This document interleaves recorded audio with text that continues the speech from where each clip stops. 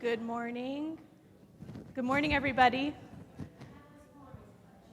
We're going to go ahead and get started, and others can filter in as they make their way up from church.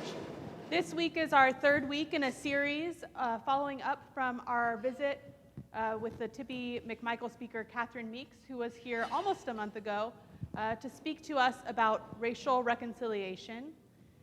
This week, we will be talking about our own journeys of racial reconciliation. Last week, we heard from Dr. Michael Pierce from the university, who came to share with us about the Elaine, Arkansas massacre. And the week before, we talked about what does pilgrimage and racial reconciliation, what do they have to do with each other? And so I wanted to start our time together this morning by asking folks who here was here last week to hear Dr. Pierce's lecture. Great. I'm going to put you all on the spot and invite you to share what stuck with you through the week.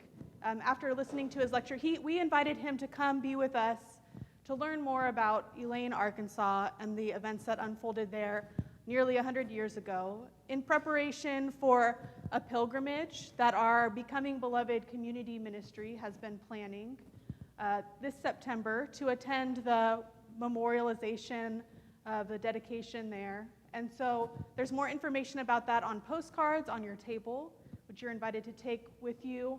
Take one for yourself, take one for a friend, and invite someone to come along.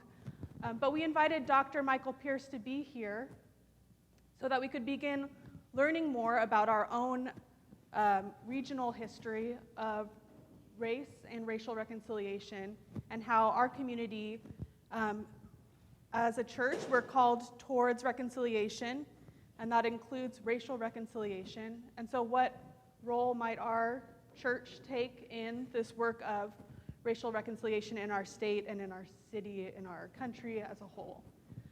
So with that little introduction, I'd like to invite folks who were here last week to share what stood out to them from Dr. Pierce's lecture, what stuck in your head all week.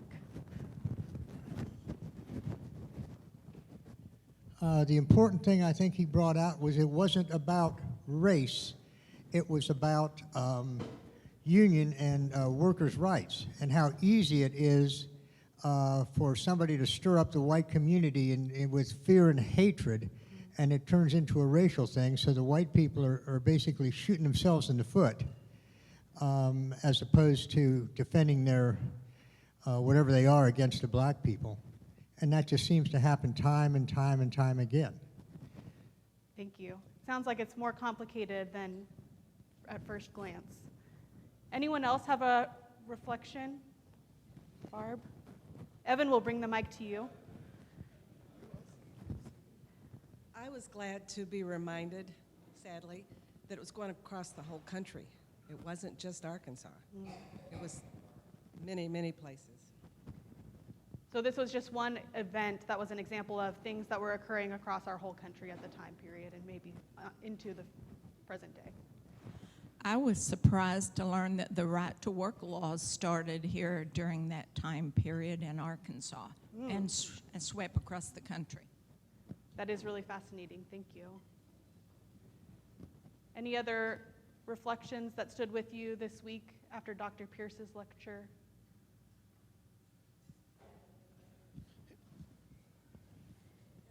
It's more about something that I had experienced the Thursday prior to the Sunday. I went to a talk, and it was supposed to be on the Elaine massacre. Could you hold the microphone Sure, next? I'm sorry. Thank I just you. don't like them. And I was just astounded that the person who gave this talk, and it wasn't a professional, that it was more about defending the whole act. In fact, she wouldn't even call it a massacre. And so I felt such despair because there were 30 people in that room, mostly educated, I think interested people, who agreed. And it just made me so sad. So I was really glad we had something, and I announced that we have something where there's actually an historian going to talk about it if you really want to know how it happened, and what the background was. But it created despair in my heart. Thank you. It's a good reminder that there are multiple perspectives around historical events and being aware of who we're hearing from and what we're hearing and being critical in that way. I was not here last week. Hated to miss it, but I did have a good visit this week with a friend of mine here in town. And I'll just say this as a descriptor so you'll understand why I'm telling this. She's an African-American woman who has done a lot in studying about racial justice over her lifetime. And I told her about our pilgrimage and about what the church was doing. And she was just astounded, and I mean pleasantly astounded, that the church was taking leadership in this. And she said, it is so refreshing to hear you all call it a massacre. She said, in my whole life, and she's lived in Arkansas her whole life, she said, I've never heard it called that. And so that goes, I guess, to what you were saying, that so many people didn't think of it that way. But she said, in the black community, we do. Thank you. We have one up here at the front table.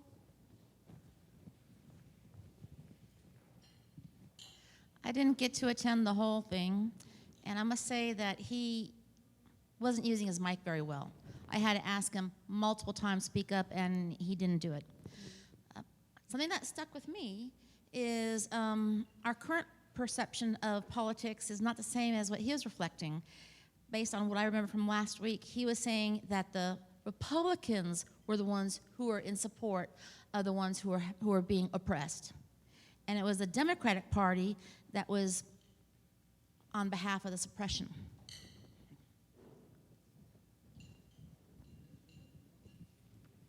Any final thoughts or reflections before we move forward with our content for the day? Jim?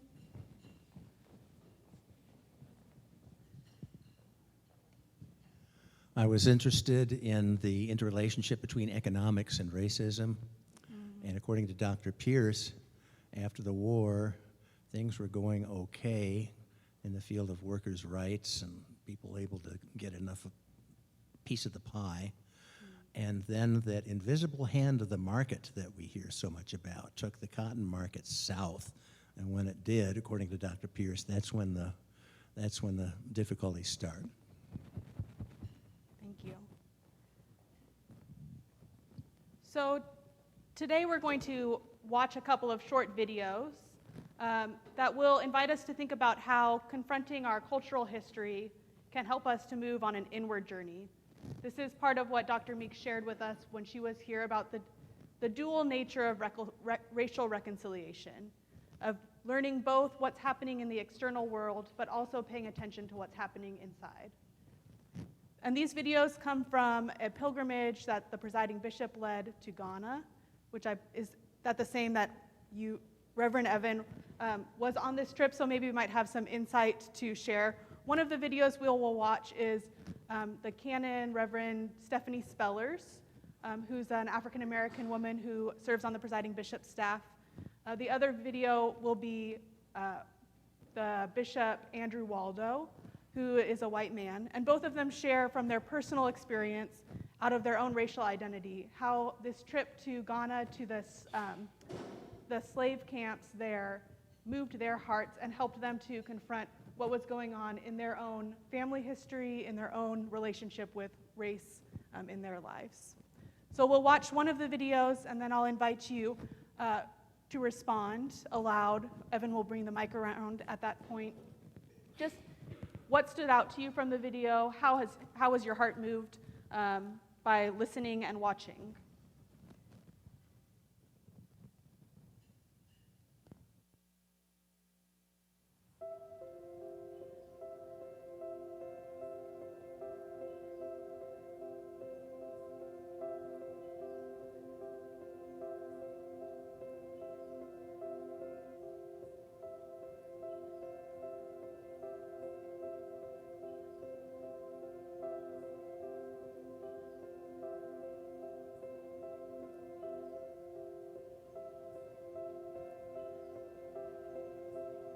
One of the members of our group said, this was the African Holocaust, wasn't it?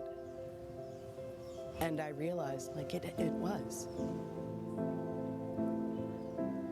It helps me to understand why race is so hard for us to work with in America. It's because there's still so much we have not talked about. The trauma, the strength that it took to survive it, the evil that preceded even boarding a ship. And that to me feels like the true foundation for the work we have to do.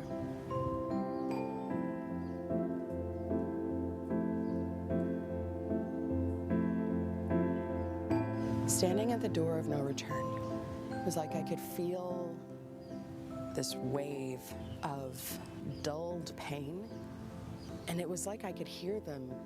I could feel their sense of wonder, their sense of shock, their sense of horror, their confusion, and that's what I felt. Unimaginable trauma. Also, unimaginable pride to just think, who could survive this? And then to realize, oh, the answer to that is the people who made me.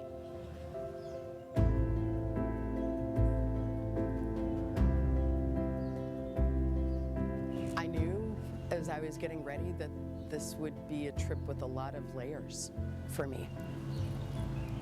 And it's one of the reasons that I brought this amulet with me. This belonged to my granny, my father's mother. It was Catherine Jones. As far as we know, her mother was an enslaved person. When she died, I dug through her jewelry box and I got this amulet. And it's always been a source of power and connection for me to my ancestors. To walk to the Atlantic and to dip this amulet into the waters,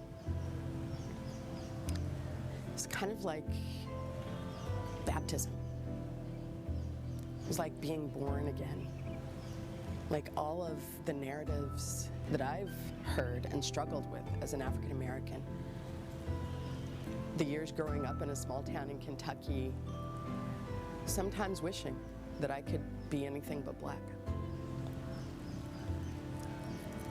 When I put this amulet into those waters and just bathed it, it was like I was washing off all of that. And I'm not going to say that I will go back to America, as someone with zero hang-ups. But in this moment, still standing here in Ghana, already I feel more integrated. And it feels like now I want to be a part of helping even more people to have that internal reconciliation. Whether it's white folk who've been running from the stories of their ancestors and the reality of their own privilege, whether it's black folk who have felt disconnected, rootless, and wondered, what is God doing with us here? And known it was something. I feel like now I have a clear sense of what that something is, and I want other people to know that too. America kind of makes a compact, I think, with cultures as they come, and the compact is leave behind what you were. You were Irish before, now you're American. You were Italian, now you're American. Whatever made us doesn't matter anymore. And I feel like what that means is that almost all of us, to some degree, end up rootless. We end up alienated from our own stories. So I feel like part of what's happened for me on this reconciliation pilgrimage is coming to know my own story, to integrate that internally, and then to issue this really honest invitation to other people. Please go find whatever way you need so that you can be integrated too. Because I think we are more powerful healers when we have done that internal work.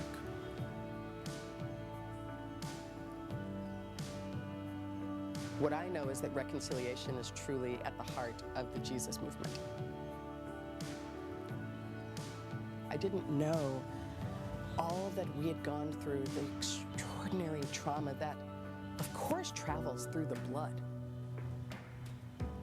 I walk around still with that trauma, and now I see the source of it. We cannot talk about reconciliation until we have told the truth, the stories that we have heard here.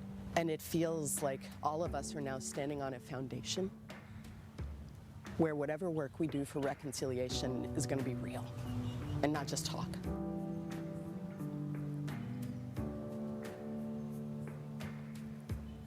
We stepped into the water, knowing what those captured Africans did not know, knowing this is not the end. Others will come. Your story will be remembered in some way. I feel like this journey helped, at least for us, to turn the door of no return for a moment into a door of return.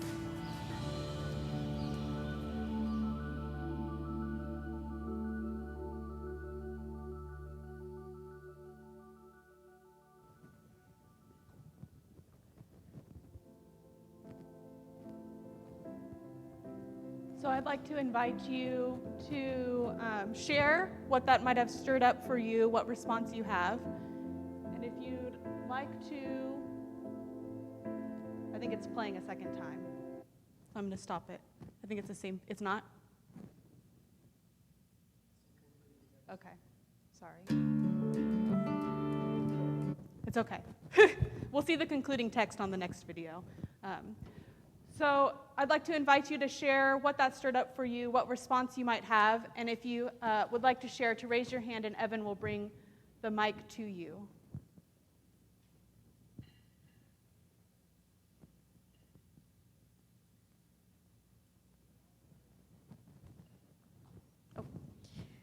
I'm not sure I have a lot of words, but I have a lot of tears. It also, the first part reminded me of a novel I just read, and it's called Homegoing, and it starts here and goes through the century, well, not the centuries, but yeah, through the centuries to present day. Thank you. Barb had something to share here in the middle.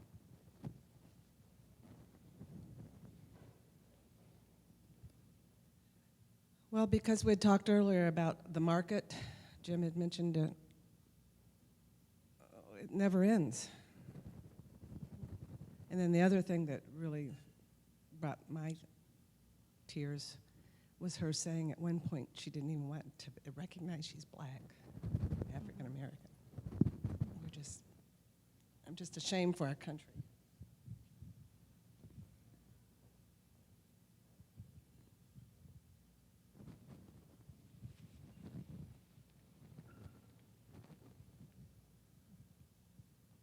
The slaves endured unimaginable suffering. I mean, I just can't even fathom what all that would have been like. Another reaction I have is that I'm angry at some of my ancestors because I feel like, well, I don't feel like, actually it's in the scripture.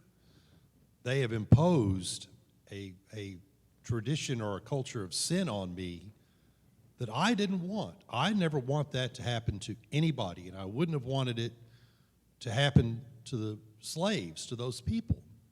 And the fact that it did, you know, it has an impact on me. In the scripture, it says the sins of the father, you know, roll out to the fourth generation. And it's not just literally 4 generations, but it continues. And I'm pretty angry about that, actually.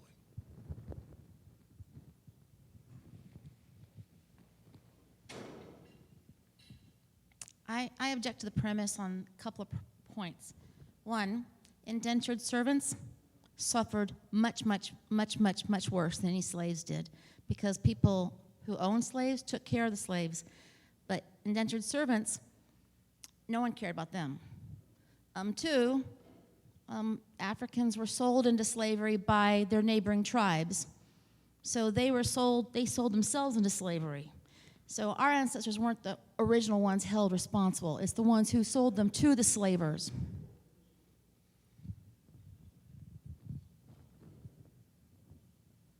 I wonder if anyone would share what you heard in the video, what stirred up, what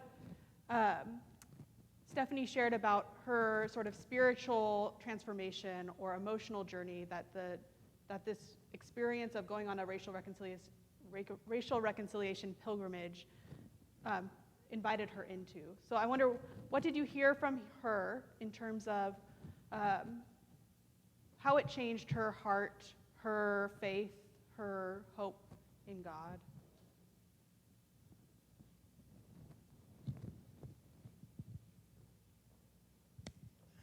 I liked the moment when she said something to the effect of, I realized that when I went back home, I wasn't going to be completely free of hang-ups. But this was a moment for me. I recognized this as a moment. And I thought that was a pretty extraordinary moment, especially to have at a place where on the beaches, my family's been fortunate enough to go to places where there have been nice beaches, and it's a happy place. And the beach was not a happy place here. And for her to have that moment of transformation. Now, what happens after that, that's her business.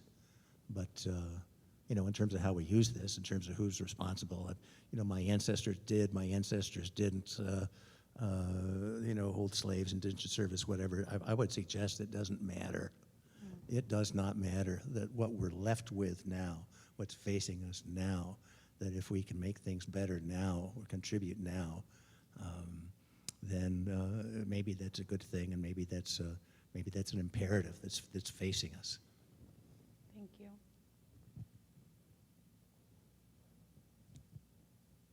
One thing that really hit me was when she said that the slaves were taken. And I imagine myself being taken from the life I know and then put on a ship, and I've seen the deplorable situation on the ships where the slaves were just piled in and then brought here. And the indentured servants at least have a time limit. The slaves did not.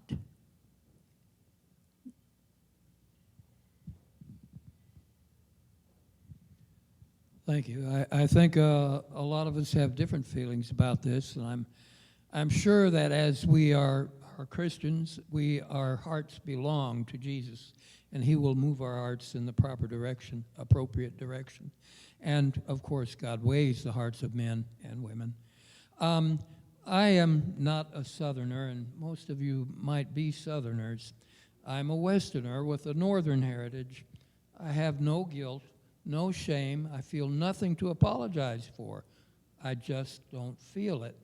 But I'm glad that there are people, whether you are Southerners or not, who do feel a move to need to apologize to the black people for this history, because even though I don't feel any importance to it, it has no effect to me, but it might have a tremendous effect to those black people.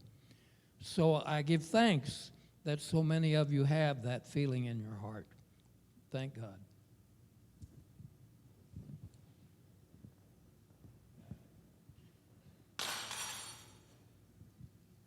I heard in that video where she said they just want us to be Americans, not go back and reflect on who we were and lose our culture. I think most people that have suffered some type of social or physical injustice want to be acknowledged that it was so. And I think that we forget. Sometimes you just say, well, that was 100 years ago or whatever. We're all Americans. We're all in this together. You just move forward. But I think they deserve to have people acknowledge where they came from. And I think many times that's lost in the conversation. And I think if more people would say, I recognize you deserve to have that, and I want you to have that past, and I want to know about it, I think things would calm down a lot. Sometimes we just kind of want to brush over and move forward. Well, moving forward when you've been in that spot is very hard. But when somebody says, you deserve to have that recognition that you suffered, and I recognize that, I see you, I think it becomes way different.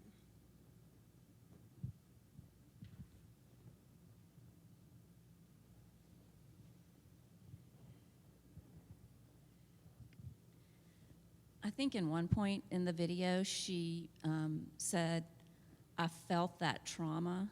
She was walking through the slave camp, and I remember Dr. Meeks talking about that there's now this scientific, biological impact over generations of trauma and how that gets passed down from generation to generation. So I just can't imagine, and and that there's inner work that has to be done by our African American and African, fellow citizens to get over that, and how I don't even know how you would do that, as well as the white people who have perhaps this biological, scientific generation over generation of being on the other side of it and trying to, and I guess that's what we're all trying to do, is to work through that, what our ancestors did and how we're handling it now in our own world. Anyway, I thought that was impactful for her to say, I felt that trauma, and I can't imagine what that really felt like in her body, to walk through there. Any other reflections before we watch the second video?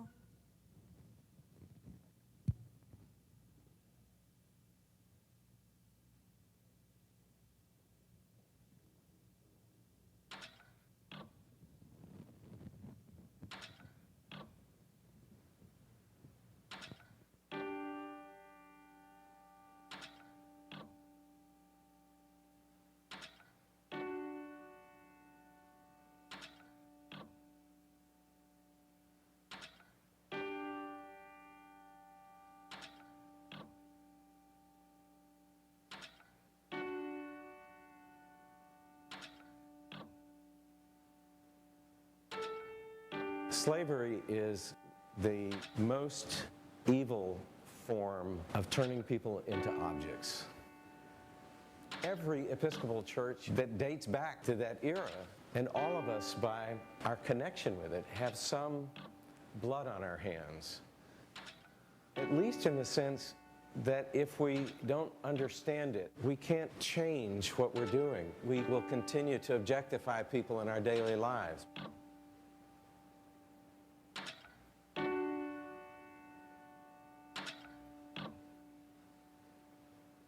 I grew up in Montgomery, Alabama. Mid-1961, we moved there 3 weeks after the Freedom Riders got beat up. But I remember going to the airport in Montgomery and going to the wrong fountain and being told, no, no, no, you go over here. It was very dissonant, even at age 8. I grew up friends of some of the children of the white players in Montgomery who were actually the antagonists to the civil rights movement. In a very real way, I had like a 10th row seat to what was going on. I remember all the state troopers driving out of town to go to Selma before the march. The sort of neighborhood bullies, they had their guns in their front window just in case the marchers came back down our street and started causing trouble. So the whole town was on edge, and I remember that really clearly. But I also remember being on hot sidewalks and seeing African Americans walk to the other side. They had to make way for white people. That's what Jim Crow was all about. Make way for white people. It was a time for a child of feeling everything's topsy-turvy. And I knew it was wrong, but I was there watching it. And with kids whose families were very much involved in negative ways. I come from a family that has been in this country for a very long time. Many generations of Virginia, South Carolina, Mississippi slaveholders, probably 24 Confederate officers. Most of that I've discovered because my parents didn't talk about our Confederate history much. I'm not even sure they really knew much about it. Growing up in the tensions of the civil rights battles going on in Montgomery, even though I felt an inner dissonance, I participated in some of that. And it was when I became the family genealogist that I began to discover just how deep our family's involvement in enslaving people was. Plantations in Virginia, plantations in southern Mississippi. I think my great-great-great-grandfather went to church with Jefferson Davis. Episcopal church, mind you. I simply began to realize that if I was going to be faithful to God's call to me as a reconciler, that I couldn't let that history just lie there. I had to be somebody who was going to be finding ways to heal, to repair, to reconnect.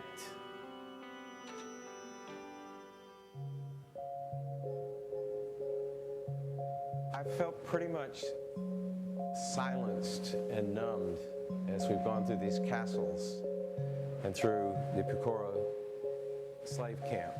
I don't know that I have the resources within me to respond adequately to that kind of suffering. And the Anglican Church in Ghana is across the street from here. When you see how many hundreds of thousands, millions of people came through these places and sat in those dungeons, and then to come and to meet whips, to have your name taken from you, I can only be certain that my ancestors did that to people.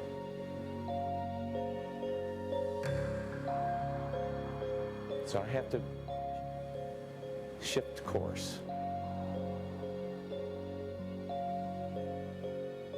I've got work to do.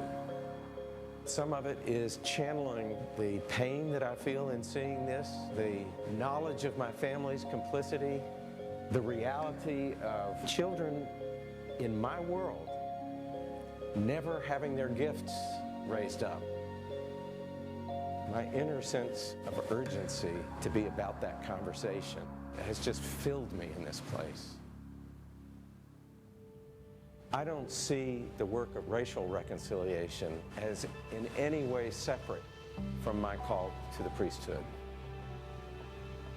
I think that sometimes the conversation our church has had about race has been part of our way of processing the shame that we feel, the blame that we want to assign, and really hasn't brought us to the point yet of going deeper into the kind of personal conversations that really begin to convert us to a new way of thinking and to change our hearts toward one another. There's a part of me that thinks we need to get past just talking about race, about justice.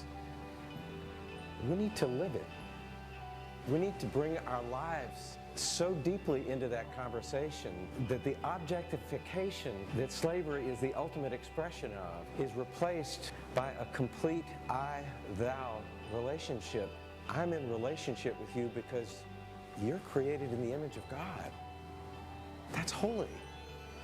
You have gifts that God has given you that I've been blind to. The readiness for the conversation and the readiness of the church for that conversation, I think starts with a good look in the mirror. Am I ready to tell my story that's painful, that's hopeful?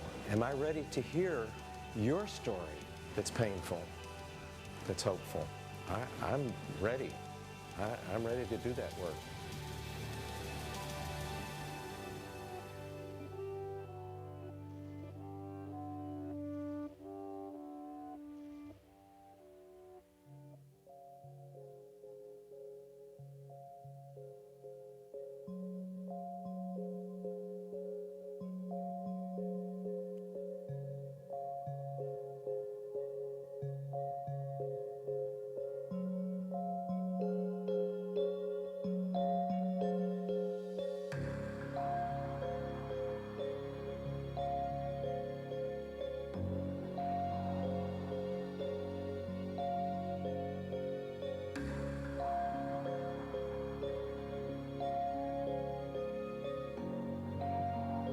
So I wonder what response this second video has stirred up for you.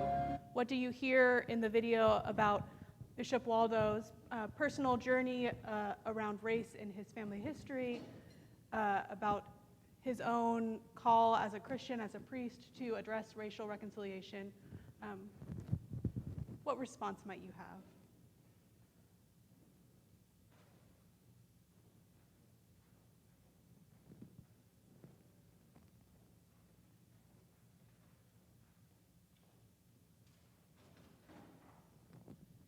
What did you hear in this video that was different from what we heard in Canon Speller's video?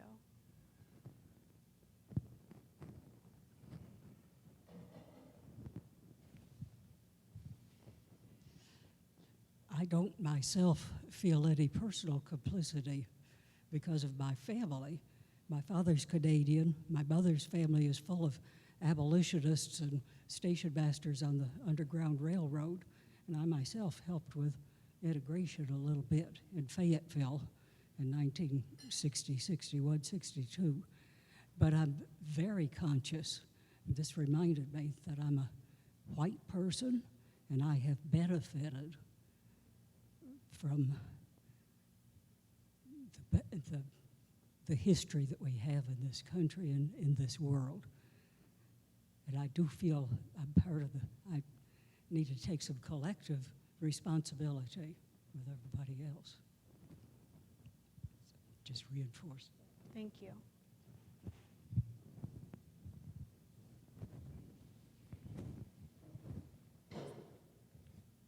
When I heard him tell his story, a word popped in my mind that he's woke. You know, the phrase, somebody's woke. They've seen, I don't know, their complicity and their responsibility in a massive tragedy like that. But what I also found interesting in this video was the Episcopal Church recognizing the decades that it profited on the financial, benefits of human trafficking. And so I was glad to see that they have now been working on that.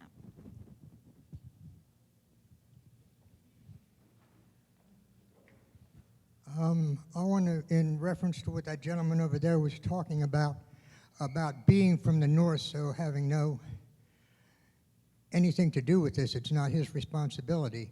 Well, slavery was taken in the South, but if you look at the North today, and you look at the South today, there is as much racial prejudice in the North, if not more, than there is in the South. I'm from Cleveland, Ohio, and there is a black section in Cleveland, Ohio. In 1965 and 1966, just like in Detroit and Los Angeles, there were some of the worst racial riots, what they called them. The whole black section was shut off and the Army brought in. A friend of mine graduated from Ohio State University in 1965, and I saw his college yearbook. All white faces, except for the kitchen staff and the janitors and everything like that, who were all black.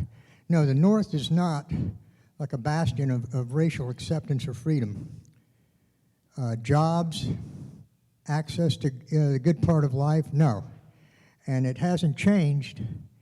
Back in the 60s, we thought, we'd save the world because we protested all that stuff, and we only hung out with people like ourselves, so we didn't really. But if you look at it today, I don't think it's any different. There's a lot of work to be done.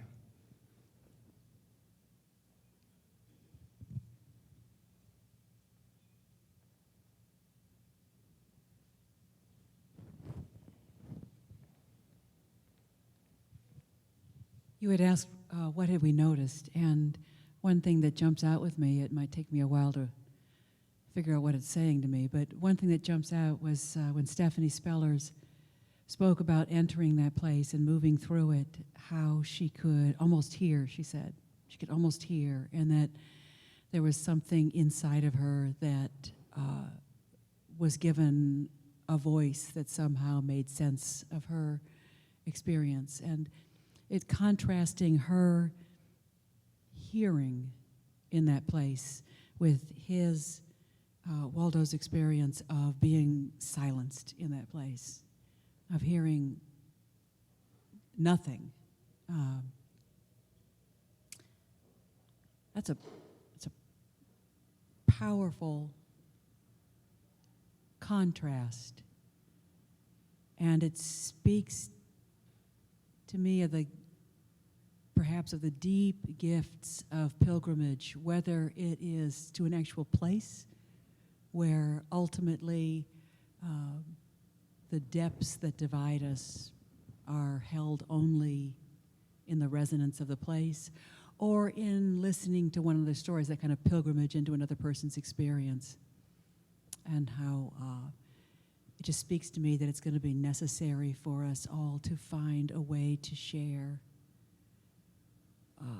the murmurings of one person's heart and the silence of another. Oh, something going on there. I'm very grateful that our path of understanding is called a pilgrimage. Pope Benedict said, a pilgrimage is a path of conversion, an interior preparation for renewal of the soul.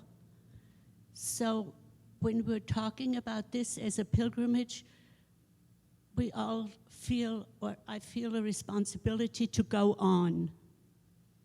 Renewal of the soul is, for all of us, very important.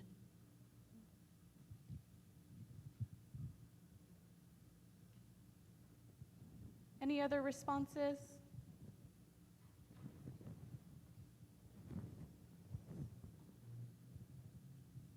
My wife and I just recently took a trip, and along that way, we sort of did a slavery and civil rights, and visited the very museum that we're talking about, you know, going here on the pilgrimage, and the hotel, of course, is a part of that, where Martin Luther King was killed. And then we went to on to Montgomery and saw, you know, in any number of ways through the museum there and the lynching memorial, you know, quite a variety of things that brought to light the order of magnitude of the inhumanity of slavery. And to make a distinction, to try to make a distinction between indentured servants and slaves is sort of the old, you know, begging for a difference that misses the point. It's both complete interruption of people's rights to, you know, as we like to say in America, the right pursuit of, you know, happiness and live life on its own terms. And, you know, the chain of slavery started, that's true, in some instances in significant way with Africans capturing Africans, but that's just a chain in the deal. The finances of the United States is what perpetuated it and grew it, and other countries too, of course. And the millions that ended up being the slave population were treated in ways that are incomprehensible to us, and the manner of degree that they might have been treated is sort of a laughable comparison. They were treated horribly in unison, you know, in the aggregate. In my mind, while I obviously, from age and time, don't have individual responsibility, I think the responsibility that all of us bear, that I'm sure is widely accepted in this room, is sort of in a sense mirrors the Holocaust into making sure that people never forget that this transpired, and never ever allow something that even in any way would allow for this to happen again. And the difficulties that African Americans still have to have the same opportunity that we do is well recognized and essentially inarguable, and what all of us bear responsibility as Americans and as Christians to try to do the best that we can to improve everybody's opportunity.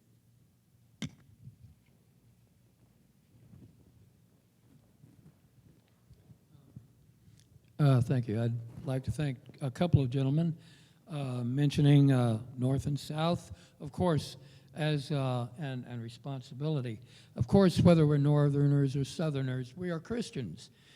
We are, and so we have responsibilities no matter where we come from or where we're headed to.